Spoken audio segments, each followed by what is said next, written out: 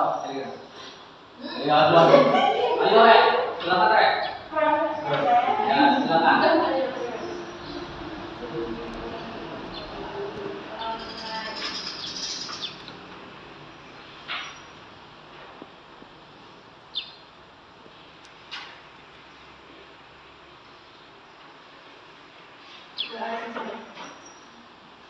Terima kasih. Hari ini saya mau cek dulu lengkap semuanya. Lengkap ya? Enggak, ada yang sakit. Oh, ada 3. Apa alasannya, ada yang tahu? Ada yang sakit terus. Sakit perut. Ya udah sakit berapa orang? 3 orang. Sakit 3 orang ya? Sakitnya. Ya mudah-mudahan kita doakan yang sakit segera sembuh. Tolong nanti ketua kelas atau teman-teman coba cek sakitnya seperti apa ya. Kena orang dengan sebutan green agriculture atau sebutan lainnya ya, sistemnya green agriculture, sustainable agriculture. Apa tadi? Sustainable agriculture. Sustain itu artinya berkelanjutan. Ya. Sampai di sini namun atau selalu saya ulangi dulu tujuan yang pertama. Bisa nyambung kan? Paham dong, nanti gue yang bahasa pian tuh nggak paham. Nggak paham kan? Paham nggak? Kalau terkait tujuan pertama ini, pahamkah? Ada jujur aja. Paham? Paham? Siapa yang ada paham? Jujur, ini perlu kejujuran. Ada yang nggak paham? Paham semua ya? Oke dah, alhamdulillah paham semua. Oke, berikutnya.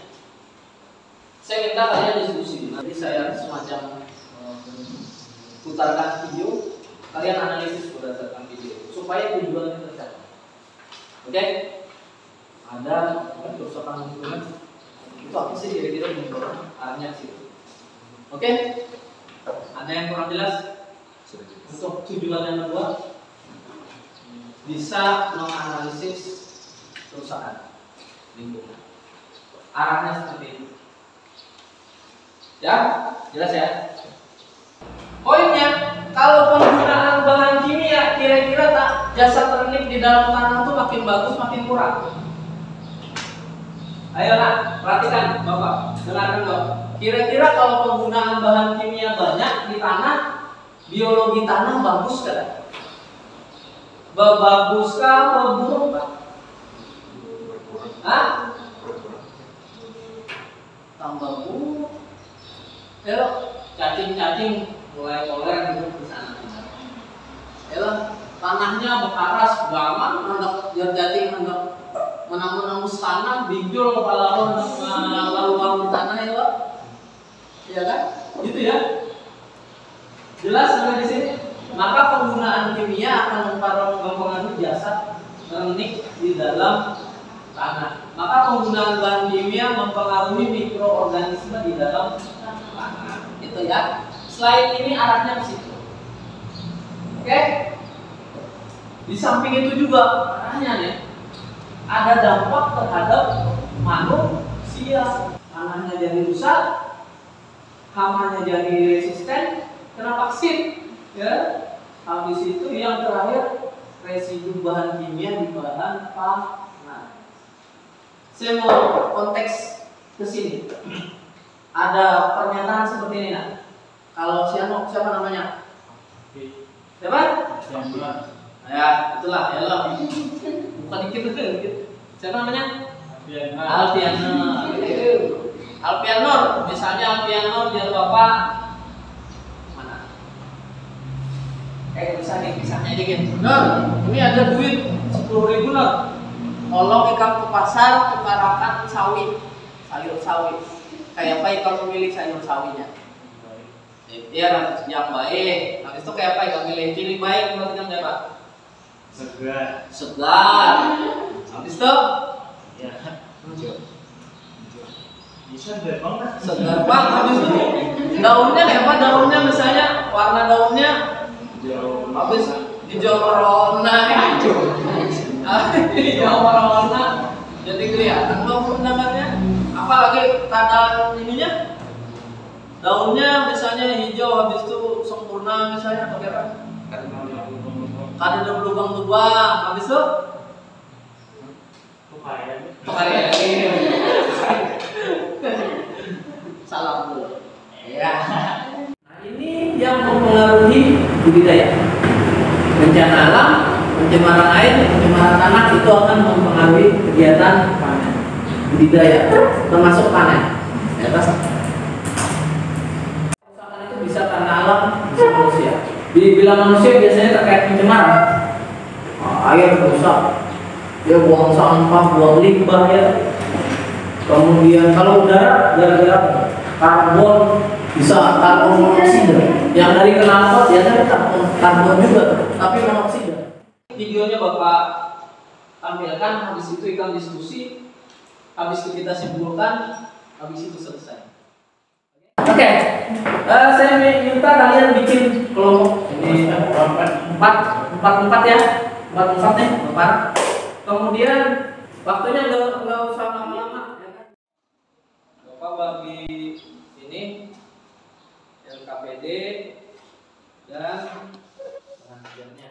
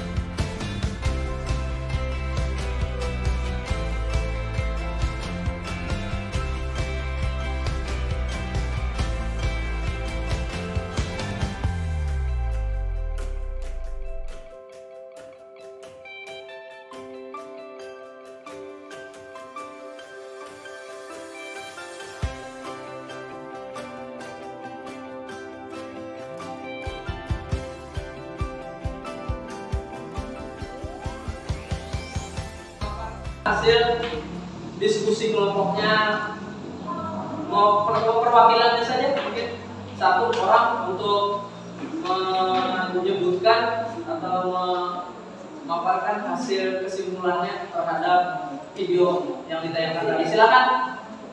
Sektor pertanian menggunakan input bahan kimia berarti tidak ramah lingkungan dan juga sebaliknya.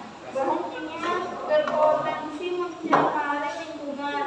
Kerusakan bisa disebabkan oleh ulah manusia maupun bencana-bencana alam. Contoh dari peristiwa alam, gunung meletus, tsunami, abrasi, tanah longsor, gempa bumi, banjir. Bentuk pertanian terpadu ialah agroforestry.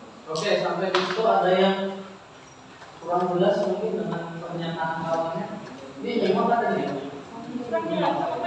Nah, setuju banget kawannya itu?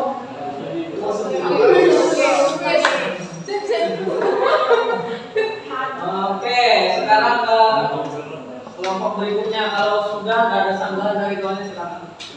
Poin yang kalian sebutkan tadi bahwa pertanian di kita, khususnya di Kalimantan Selatan dan umumnya di Indonesia masih berpola konvensional dan tradisional. Konvensional dan tradisional dalam arti pola berpikirnya, di mana mekanisasi sudah jalan sebenarnya, mekanisasi sudah mulai, sudah canggih-canggih, sudah alat-alat sudah masuk, tapi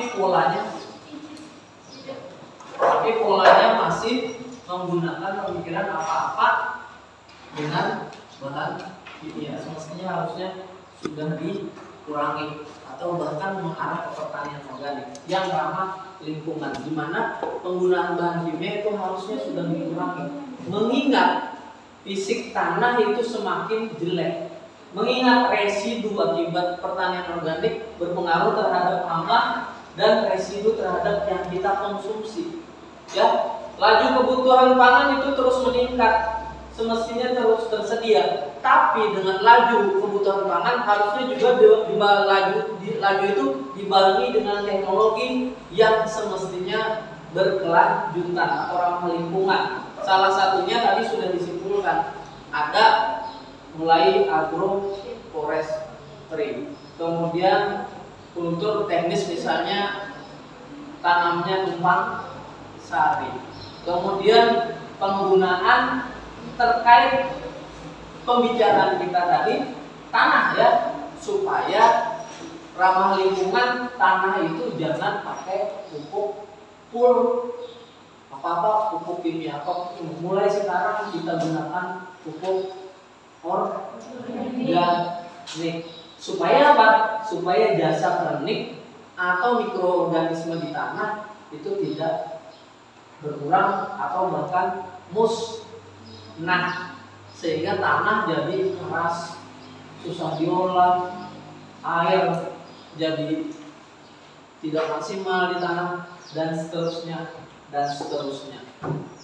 Mungkin itu yang bisa Bapak sampaikan hari ini, pertanian ramah lingkungan atau green agriculture atau sustainable agriculture arahnya kepada penggunaan, meminimalisir penggunaan bahan kimia, kemudian menggunakan faktor-faktor biotik, dalam hal ini hewan, sebagai penyuplai nutrisinya, misalnya dengan pupuk pahit atau pupuk kandang ya, atau pupuk kompos dan lain sebagainya, supaya menjaga sifat fisik dan kesuburan tanah. Penting menjaga tanah, dalam hal ini konteksnya sustainable agriculture berarti menggunakan pupuk organik yang lebih dioptimalkan lagi. Terima kasih atas perhatiannya. Untuk menutup hari ini, pertemuan hari ini, saya saja pimpin doa. Marilah kita berdoa untuk agama dan keyakinan kita masing-masing. Semoga yang kita lakukan hari ini bermanfaat untuk kehidupan dan proses kita yang akan datang. Berdoa mulai.